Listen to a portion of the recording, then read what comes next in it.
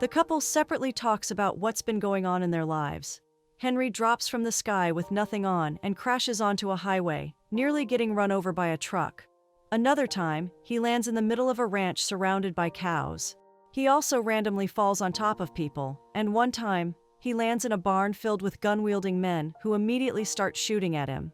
Claire talks about the aftermath of each episode, explaining how every time he vanishes, just like he always does, she's left staring at the pile of clothes he leaves behind and noticing an anomaly in the house. Sadly, all she can do is lie back and wait in silence, never knowing when she'll see him again. He explains that time traveling is a weakness he's had to live with because he has no control over it. He keeps getting pulled back and forth without warning, never knowing when he'll return to his wife. It's forced him to sharpen his survival instincts just to stay alive long enough to make it back. When asked how they first met, the couple struggles to give an answer because they simply can't. A much younger Claire runs through the bushes to a specific spot, drops off a pair of shoes and some clothes, then stands quietly beside them.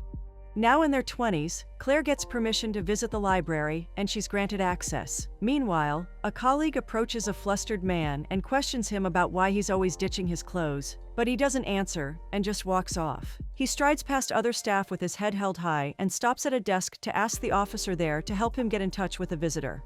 She directs him to Claire, and just as he tries to start a conversation, the lady instantly recognizes him and introduces herself. He's confused, but she's completely stunned to see him again. When he still has no idea what she's talking about, she starts describing certain marks on his body, and this time, it's the man who's shocked. Claire explains that he never told her where those marks came from when they first met, and for the 14 years she's known him, this is the youngest version of him she's ever seen. He's stunned that she understands why he doesn't recognize her, and she reminds him that it was he who explained it all to her. They agree to meet for dinner later that night.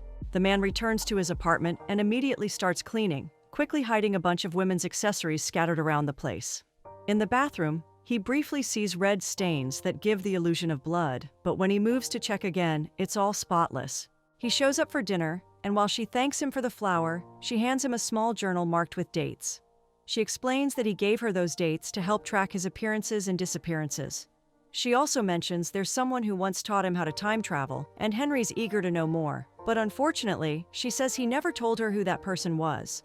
Trying to make sense of everything, he starts to realize that his future seems to overlap with Claire's past, where he's shown up more than 100 times. He wants answers about their connection, about why he keeps visiting her life so often. And right there, she says they're married in his future. Eventually, the big question: how did they even meet? A little girl runs off into the bushes to play, but hears a voice from the trees calling her name and introducing himself as a friend. The voice asks for some clothes, and the kid rushes home to tell the maid that her imaginary friend needs them. She ends up stealing her dad's clothes for him. Henry steps out dressed and gently approaches the kid, making her feel at ease as he tells her about himself, his birthmark, and how he travels through time. He says that despite all his travels, he's still anchored to the same birth year. When asked if he's married, he replies yes, and says his wife's name is Claire, just like hers. She starts asking him questions about his marriage, and soon after he says he'll have to leave again, but asks her to keep the clothes safe for him. At age 7, Henry visits a museum with his parents and enjoys it so much that he begs to return later that same day. That night, he wakes up in the same museum but unclad. A voice in the distance tosses him clothes and reveals himself as the 28-year-old version of Henry. The older man explains what's going on, tells the boy that he traveled back 21 years to this exact moment to meet him. After a breakdown of how these jumps work, he warns the kid to expect illness after every jump and the occasional reroute. He also tells him he'll be going home soon. Before they both vanish again, he says he'll take the kid under his wing and teach him everything, just like someone else once taught him. The man reappears on a railway track and narrowly avoids being crushed by a train, then crashes down on a couple hooking up in a dark alley. As usual, he beats the man, steals his clothes, and grabs the bouquet, the same flower he gives to Claire. After the date, he reluctantly brings her home, but makes her wear a blindfold so he can finish cleaning. Despite his effort, the place still draws playful complaints. Then, breaking the norm, she makes the first move and pushes him onto a chair, sits on his lap, kisses him, and takes off his jacket. She suddenly senses something odd, and though the kissing pauses, he warns her that she might see more disturbing things, like blood in the bathroom from a past injury. She already knows, and when she tries to say more, he gently hushes her so she doesn't reveal anything that could affect the timeline. They resume, and Claire kisses him passionately. She's waited years to finally have him like this, having spent so much time just being close but never intimate because she was underage. Now fully grown, she doesn't hold back. They wake up in each other's arms, and when she steps into the bathroom, she finds women's clothing, which angers her. He tries to brush it off, casually saying he has a girlfriend, but that only sets her off more.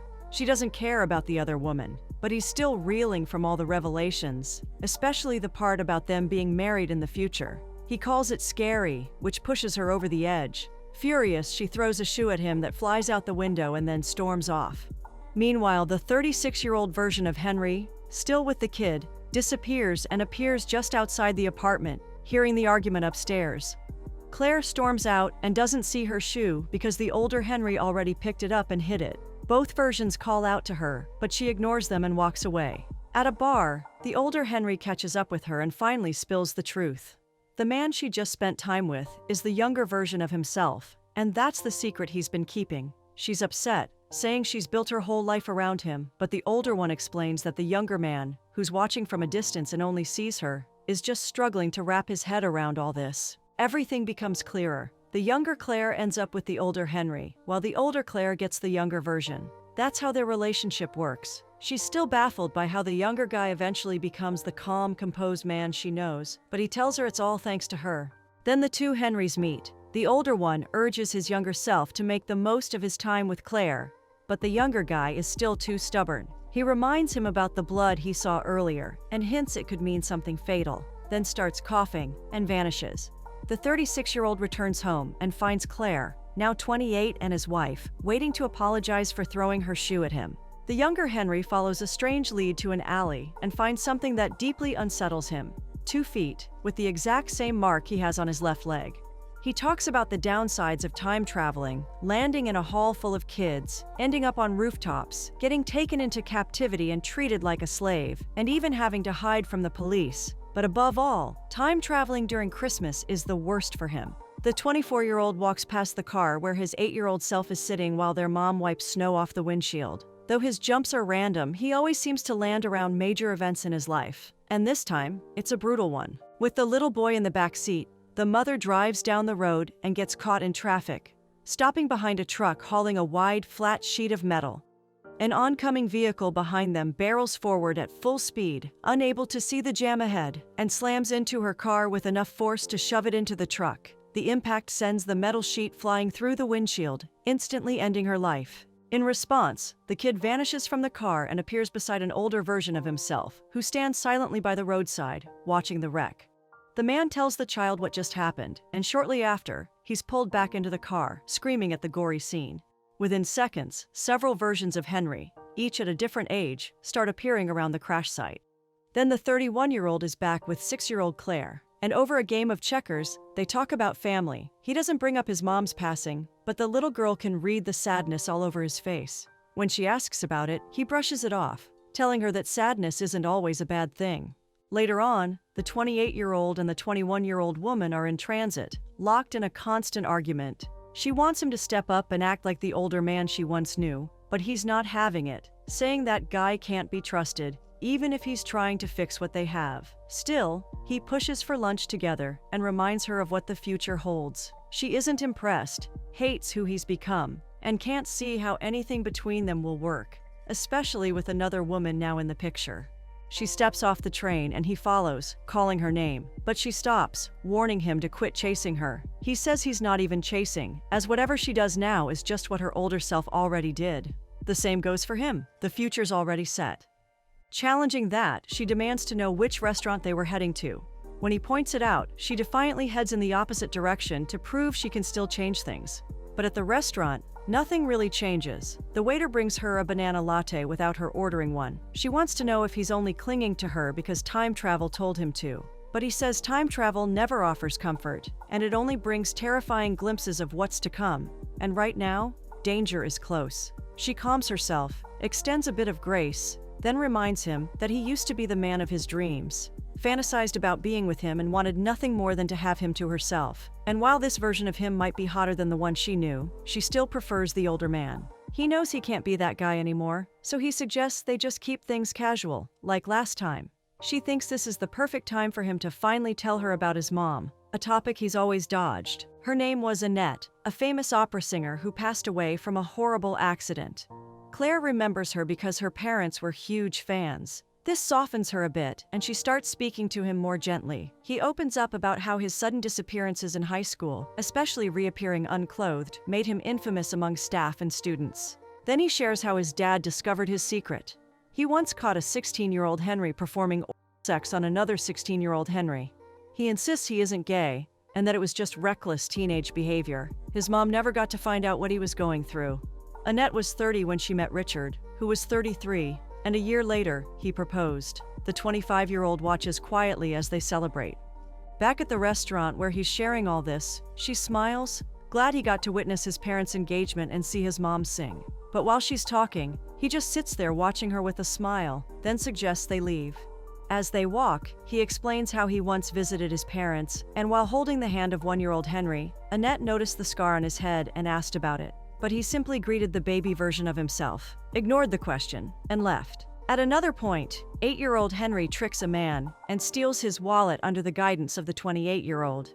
The kid tries to open up about something personal, but the older man shuts it down, saying they're only here to practice how to survive post-jump. He takes the boy to a museum for a history lecture, but when the child blurts out that his mom's gone, he brushes it off and even makes a joke. The boy repeats it louder this time. That's when he snaps, telling the kid that time travelers shouldn't dwell on things like loss because they can always jump back and visit the people they've lost. He already knows what the boy's thinking, so he makes it clear that there's no saving her. They can't change the timeline. Still unaware of who this older man really is, the boy is told exactly what he'll do next, just to prove a point. Determined not to follow the script, the child clutches his seat, promising not to run in the direction the man predicted. But during their argument, the kid blurts out that the man was there during the accident, but the man doesn't respond. He just waits for the boy to act on his own. Sure enough, the kid sees his mom and bolts toward her, hugging her tightly. She's confused as he's supposed to be in school, and why he's wearing clothes she didn't give him. As she keeps talking about how he's been skipping classes and losing clothes, he tries to explain what's going on. The older man watches sadly, mouthing the exact words the boy says, knowing full well she won't understand. She only sees the surface. A disobedient child. She has no idea he's trying to save her life. The two sit together. The boy flashes back to the crash and tries to tell her the truth about time travel, but Annette cuts him off and yells.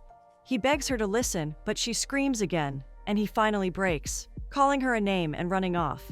She calls the boy's father to tell him what happened, only to be told that their son is sitting in class. Now she's wondering how fast he must have run to make it back. The older Henry takes the boy to meet the others, different versions of themselves scattered across time. Meanwhile, the 20-year-old Claire and the 28-year-old version of him are still talking. He takes her to the library and plays back memories of his mom, even offering her a chance to meet Annette. He admits he avoids anything linked to grief because time travel keeps dragging him back into painful moments. That's why he shuts down when love gets too real. He's terrified of losing again. He plays a recording of his mom and pauses it, telling Claire to ask any questions. She hesitates, unsure of what to say, but finally picks something. When he resumes the recording, they hear Annette say her name and answer the exact question, one Claire had only thought of but hadn't voiced. He explains that another version of himself went back, asked on her behalf, and recorded the response after a performance. She'd asked how couples stay together, and Annette's answer was simple. Every love story has an ending, and that's why it should be enjoyed while it lasts. As they listen, neither of them can hold back the tears. The oldest Claire recalls when she was 6 and caught her mom taking pills. She ran to her dad with what she'd seen, but he brushed it off and told her to go play with her toys. What stayed with her wasn't the pills, but the dilemma of meeting someone she'd grow deeply attached to, only to be left waiting for him at random times with no explanation. When Henry is 36, he meets the 6-year-old for the first time. Before vanishing again, he tells the kid to keep his clothes safe and return to that same spot with a notepad and pen on a future date. She holds on to his words and actually looks forward to the day. When it finally comes, it's the 31-year-old Henry who travels back. He has no memory of what the older version told her, but sees the notepad and plays along. That day, he dictates the full list of when they'll meet. 152 days in total, 2 of which have already passed, and she carefully writes each one down. From that point, the older Claire describes 3 Henrys that stuck in her memory. the cheerful one, the protective uncle type, and the deeply broken version. During those years, he tells her that time never moves in a straight line for him, and even though he knows some dates he'll see her, his jumps are random and beyond his control. As she grows, Claire asks a lot of questions, and he tries to answer them, even hinting at things that'll happen to her, including a moment when she'll introduce him to her family at age 20. By the time she turns 13, she wakes one night to the panicked voice of 42-year-old Henry. She bolts into the woods, screaming his name, but only finds her dad out hunting. She's convinced he shot someone and even sees blood on the ground, but when she calls it out, nothing's there.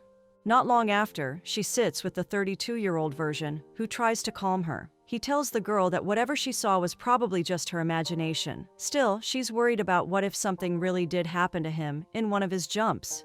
She even starts wondering if the woman he keeps calling his wife could actually be her someday. Henry gently denies it, reminding her he did meet her family. Yes, but they were never married. That hits her hard, and she quietly cries. Later, when the 32-year-old returns to the meadow and sees the clothes missing, he's surprised. But before he can call out, the 16-year-old Claire strolls in. She doesn't look away from his bare body, though he quickly shields himself with the box. She teases him and offers to play checkers. Each win earns him back a piece of clothing. He ends up beating her easily, which annoys her. She flirts a bit, trying to get close, but he pulls back gently and suggests they go get some ice cream instead. When the 41-year-old version appears again, the clothes are neatly folded, but Claire is off at a party with her friends, while he sits by the rock waiting. She's being teased by the others who spotted her with an older man having ice cream earlier. At the party, Jason tries flirting with her, but she ignores him.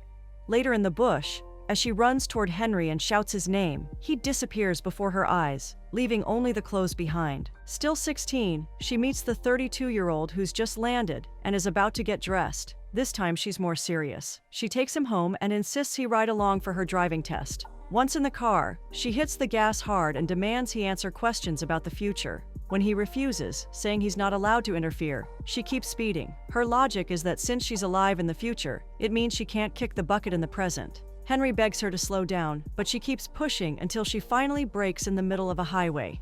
He snaps, not because of her, but because of the danger she's posing to others on the road. She just wants answers, but he makes it clear she can't change the future, and whatever happens is up to her. He tells her again that they never married, and this time she doesn't argue. Instead, she calmly tells him to hurt Jason.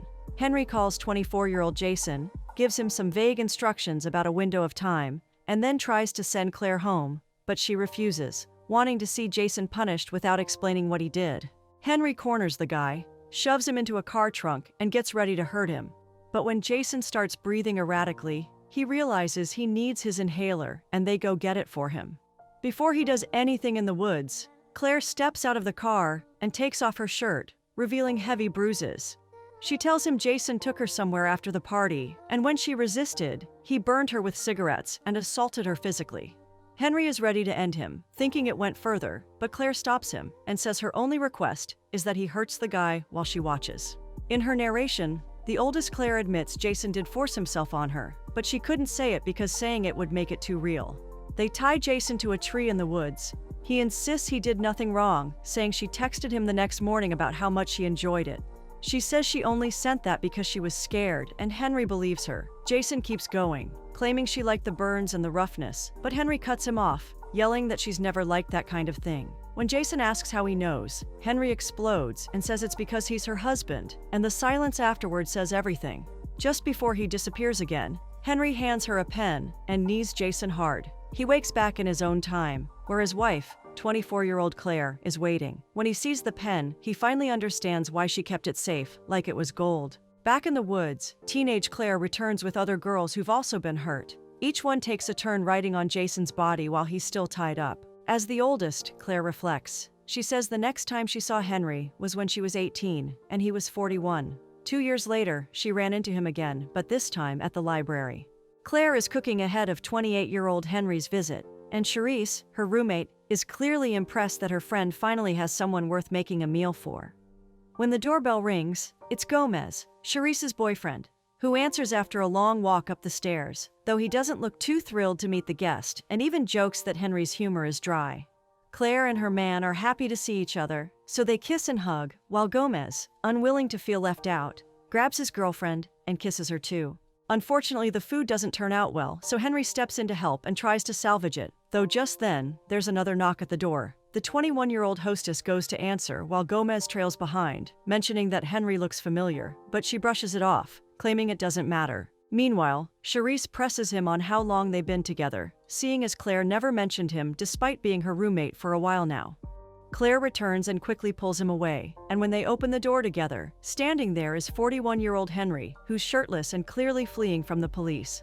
The younger version tries to explain how strange the moment already is, but the older one insists on coming in, so they let him stay. At their usual meeting spot, 18-year-old Claire arrives well-dressed and carrying a picnic basket, while the older man is in a suit she's laid out for him. He's surprised to find himself in formal wear and asks what's going on. She reminds him what day it is, though he can't seem to connect the dots. It's her birthday, and she lays out the blanket, inviting him to sit, but he refuses. He compliments how she's grown into a beautiful woman, but says he can't get comfortable with her like this because he's married to her in his time. She doesn't understand why he's being so rigid when it's essentially still her, but he insists on sticking to his rules, saying he won't act on feelings for the younger version of his wife, especially since she'll soon meet the younger version of him anyway. This might be the final day they'll see each other in this phase of their lives, as they've used up all 152 days, though he promises she'll meet him again in 2 years. She convinces him to give her a goodbye kiss, and he does, though reluctantly. Later, 19-year-old Claire wakes up beside 32-year-old Gomez and quietly slips out of bed to avoid being spotted by Charisse. She's torn about what's happened, feeling guilty for what she's done to her best friend. But Gomez keeps it casual. When he does get serious, he says he always assumed Claire was a lesbian because she never brought home a guy. Claire insists they were drunk and it was a mistake, and says it won't happen again.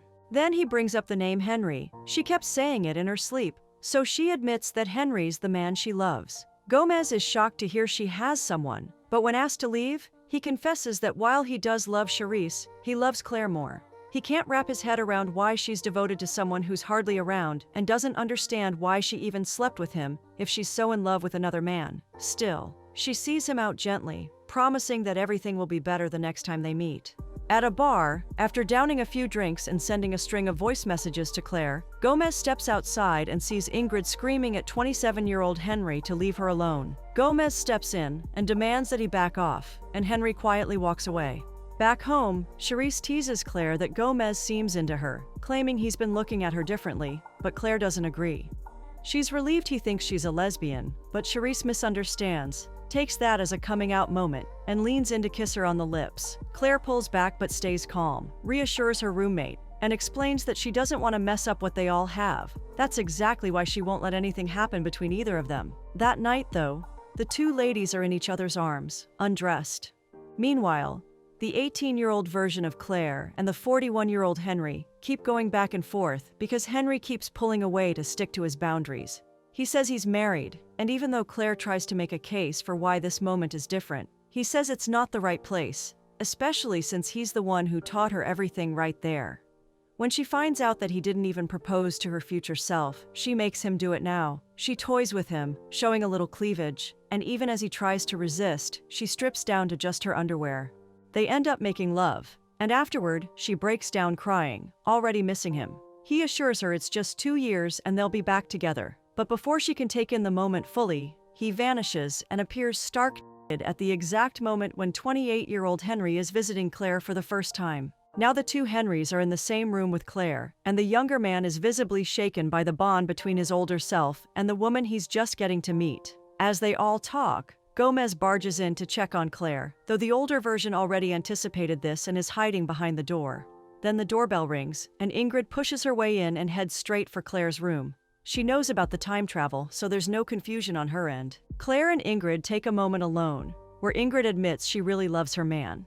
They're soon joined by Charisse and Gomez, who are formally introduced.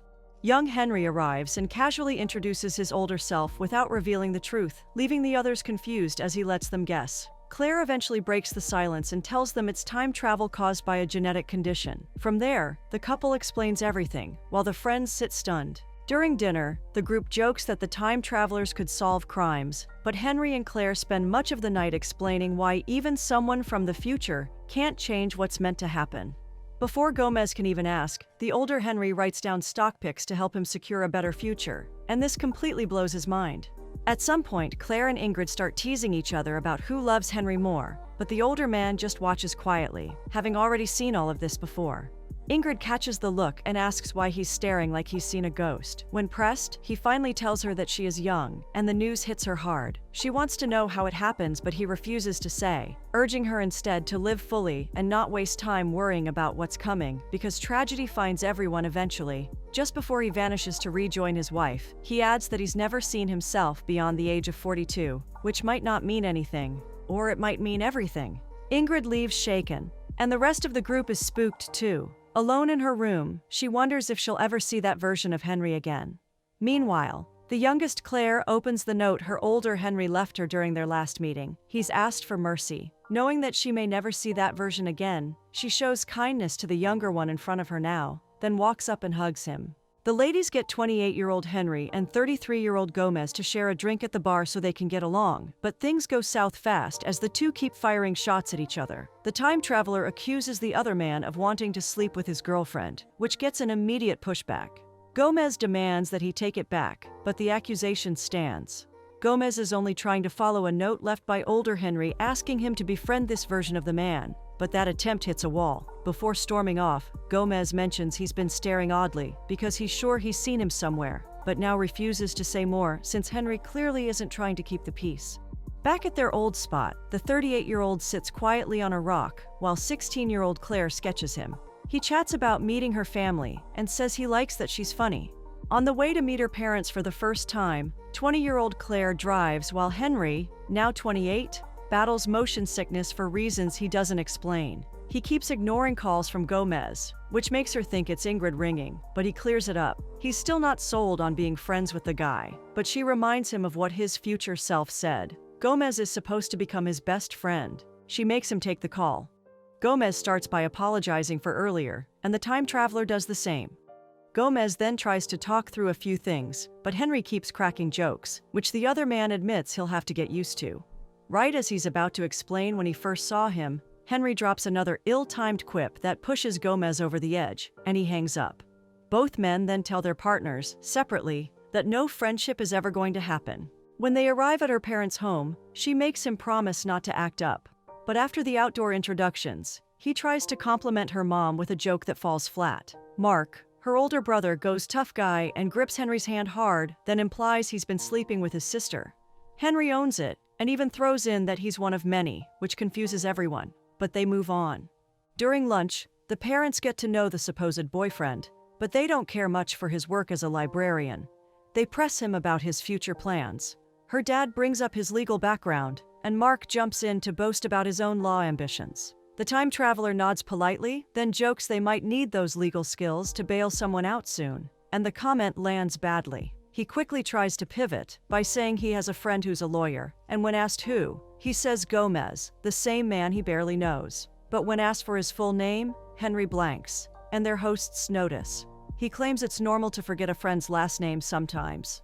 She takes him to his room and heads to hers, but he follows and notices the meadow leading to the old clearing, the place she always met the older version of him. He wants to go there, but Claire knows it'll stir things up. He gets it and starts trying to convince her that he is the same man she knew. She only hopes he'll become that man. He picks up the checkers game they used to play together, but fumbles it. When she corrects him, he tells her to stop holding on to the past and focus on the present. Then he leans in, they start kissing, and she loses control, beginning to unbutton his shirt. But Mark, clearly suspicious, yells from a distance for her to stop whatever they're doing and come down for dinner. Henry's in the bathroom when Alicia walks in, touches him inappropriately, and says she's been waiting for him. She sits him down and tries to kiss him. Claire walks in, finds them, and casually introduces her as her younger sister who already knows everything about him, and his time jumps. Henry can't believe she told her, but Claire explains Alicia figured it out after spotting him naked a few times during those moments when she hid him in the basement. Alicia keeps touching him while they talk, so Claire pulls her out and leaves him to collect himself. The younger sister doesn't deny crossing a line. She calls it her job to scare off Claire's boyfriends. He lets the tap run in the bathroom, but suddenly blinks into a new location, crashing into a biker. He gets up and throws punches, trading hits with the man, but they accidentally slam into parked bikes, drawing out a gang of angry riders. Meanwhile, Claire covers for his absence, telling her family he's car sick and needs space. The The bikers take turns roughing him up, and he's left bloodied on the ground. Gomez suddenly arrives, confident and calm, and warns them that security footage has their faces. He says his law firm will press charges unless they leave, and it works. Later, the not-quite-friends hit a bar to unwind while the time hooper is in severe pain. They start teasing each other, and Gomez admits what Henry already suspected. He's in love with Claire, and even his girlfriend knows. Henry calls it interesting that Gomez might get a shot at the girl when he eventually disappears, but Gomez doesn't take it lightly. He says that the day he will eventually go and not return will be a rough day for him because becoming friends with Henry means something to him, and he's starting to value it. He also admits he found out Claire loved Henry after seeing a drawing she made of him. Before the time traveler vanishes again, Gomez gives him a time and place to meet when he's back. The waiter is shocked to see that the man he was just staring at is no longer in a blink, just his clothes. Henry reappears outside the Abshire home, and Alicia is the first to see him. She calls Claire, who tends to him, awkward but gentle. She doesn't enter the bathroom where the man recuperates after the encounter with bikers. He doesn't state his physical status. He just promises to come down as soon as he can. He pleads that she take it easy on him when he shows up, and she also hopes he does so to her too. At the table, the family waits for him, and Claire starts to explain that they're having a difficult moment as a couple. She tells them not to wear their law wigs and to ask unending questions. Before she finishes, he walks in bruised, scarred, but smiling. He makes silly jokes that make them think Claire beat him up, but he says he slipped while bathing. The stories don't match, but they find a way to meet in the middle. As he eats, Alicia asks about his parents. He tries to dodge, but Claire blurts out who his mother is, which gets her mom excited. As fans of Annette, it is a pleasure to meet her son. She starts boasting about how she raised her daughters to follow certain career paths, but the girls don't agree, arguing with their mom and making their career preference known. Mark picks holes in the couple's story, and while he refuses to stop at Claire's instructions, she snaps and lashes out at him using vulgar words, tells her mom to stop meddling in her girls' lives, and yells that she's going to marry Henry before storming off. She runs to the meadow and searches the clearing while Henry watches from a distance, realizing it's time to step up. He sees the sketches she made of his older self and asks Alicia for help. He returns to the meadow clean-shaven, bruises covered, dressed, and looking like the older version of him, and that look hits Claire hard. She's flooded with memories of the man she grew up seeing. She brings up the proposal that the older version once made, and accepts it now. She confesses she's loved him since the first time she saw him at the library, but she had been expecting someone else. He tells her he doesn't mind being someone else for her. They kiss, and everything falls into place again. The older Henry, who serves as narrator, discusses his aversion to videos and explains how nostalgia becomes a dangerous trap for time travelers. 28-year-old Henry, sleeping beside his partner, suddenly finds himself on the floor of the older man's house as his future self disappears. He discovers a cassette labeled The Wedding Final Edit, but when older Claire calls out asking if he's returned, he vanishes again. 14-year-old Claire rushes to their meeting spot and tends to 41-year-old Henry, who appears weary and melancholic. Though a song from the speaker triggers painful memories, he brightens as she attempts to comfort him. Henry's father obsessively watches wedding footage while drowning his sorrows in alcohol. Entering his son's room, he discovers 16-year-old Henry engaged in oral sex with another 16-year-old version of himself. The father turns back to leave, then the invited version vanishes. When Henry explains he isn't gay, his father dismisses concerns about sexuality and demands to know why he witnessed another version of his son. He reveals his time-traveling condition and inability to control these sudden disappearances. As the wedding video's audio grows louder, the teenager requests it be turned off and explains that, despite loving his mother's voice, he despises videos. 20-year-old Claire argues with 28-year-old Henry about documenting what he calls the past. She insists their wedding be recorded, contrary to his wishes. They reach an agreement, and when Charisse inquires about his father, Henry doesn't respond.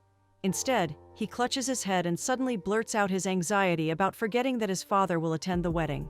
Claire eagerly anticipates meeting Richard, but Henry shows no enthusiasm. He explains that their togetherness constantly reminds them of his mother's absence, and that provides justification for their drinking. While sleeping, he vanishes and materializes in his older self's house. Moving quietly through the space, he discovers a large television displaying wedding footage. Claire's voice draws his attention to where she sits and slumps heavily in a chair, slowly reaching for tissues. Recognizing her distress, he attempts to approach her, but suddenly returns to his own time.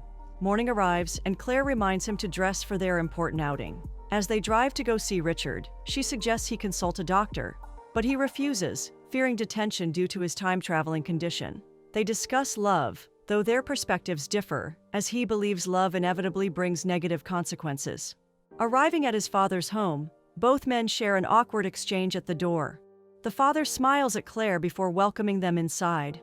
When the father asks why Claire chose to marry his son, she responds frankly that he's good in bed. The father cheerfully references the incident when his son was 16 to make a point, causing both adults to laugh while the son explains he was merely a confused young boy then. The two that are meeting for the first time seem to connect well, but during the drive home, Claire admits she doesn't particularly like the man, preferring to remain indifferent about him. That night, he slips away again, this time 2 years into the future, where the couple house hunts. While hiding to avoid detection, he watches his 30-year-old self tell 22-year-old Claire that this is the house they'll own in the future and should purchase it. She would have preferred spontaneity, but he explains he's simply accelerating her decision. When the question of payment arises, and she asks if they plan to win the lottery, the 30-year-old cleverly instructs his younger self to play the lottery that night. It's a few weeks before the wedding, and Henry visits his father, requesting tranquilizers to help him remain calm during the ceremony and prevent vanishing. Though his father has always encouraged seeking medical help, Henry's fears persist as he worries about being detained and used for experiments. He slips away again and finds older Claire sobbing on her bed, caressing a jewelry box.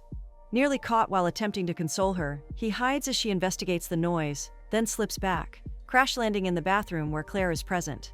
She asks about his time-travel destinations, but he refuses to answer. She notes how he stopped mentioning where he goes. Noticing the box, he asks about it, then learns it's a gift from her mother. He calls his father to discuss his frequent slips and repeated visits to one location, expressing concern about why he keeps traveling only into the future. Before they can explore this further, his partner demands his attention. After she forces him to choose utensils, he returns to the conversation with his father, worried about these recent episodes and uncertain about what's approaching.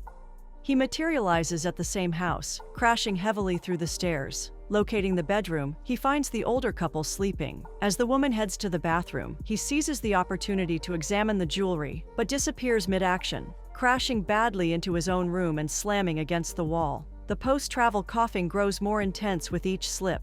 She runs to him, trying to calm him down and urging him to reduce his stress levels. He feels genuinely ill and troubled, still panting and coughing. At a small pre-wedding party at the Abshire residence, everyone gathers while Henry sits alone reading. His partner approaches, discussing how spectacular her parents want the occasion to be. He's more concerned about potentially jumping through time during the wedding, but she dismisses such thoughts, relying on the fact that their future marriage is certain. He immediately excuses himself to take a call. At an old friend's place who manufactures pills for various purposes, Henry waits for Gomez to appear, claiming to meet a client in the area. The friend arrives, takes Henry inside, and there he requests a pill to keep him calm throughout the wedding ceremony. The friend suggests medication and hands it over. Without seeking approval, Henry swallows it and loses consciousness. Gomez pounds on the door, using his status as a lawyer to demand entry. When admitted, they find only Henry's clothes. He time travels to the future and discovers the older couple arguing. Claire is hurling objects at the man while promising to hold a grudge. He immediately slips back to his friend's home, but vanishes into another time, where a female figure exits a house like an angel. Landing in another period, he witnesses Gomez hugging Claire for comfort, while everyone wears black attire. He slips back to the quarreling couple, where the 36-year-old man now throws items at the 29-year-old woman, insisting she's not his wife. Attempting to reach them, he finds himself back at his friend's place, this time with his father present. With only 7 hours until the wedding, everyone panics, but the time traveler slips away again. Returning to his last encounter with the couple, he discovers positive pregnancy tests and sees her crying. She enters and meets his 36-year-old self. The older version explains that the woman technically isn't his wife and reveals why she's crying. Every time she becomes pregnant, the baby time travels from her womb. He's decided to get a vasectomy, which explains her tears. He tells the younger version that marrying her won't work and advises him to see it that way. Younger Henry promises to change things, but he's told it never works that way. As he punches his older self, they both slip away, switching places. 36-year-old Henry substitutes for his younger self at the wedding, meaning the 29-year-old technically won't be married to his partner. He asks his father whether marrying Annette was worth losing her, and says he's asking for Claire's sake. The father believes it was worthwhile, but advises giving her a child if he thinks his time is short, though sadly, he cannot. The wedding begins while older Claire and younger Henry watch the video together. She's saddened that he couldn't persevere and gave up after only the 5th attempt at having a child, claiming she would have endured longer if their roles were reversed. She advises him to be more persistent and work toward making her happy. She discusses the effort required in marriage while he promises to do better. She hopes he hasn't transformed Henry into something else and wishes the younger version, the one with anger and passion in him, would visit her whenever he slips into her time. She doesn't mind the age difference or the different eras they're from, reminding him they're married. She kisses him on the lips while the wedding ceremony continues with celebration.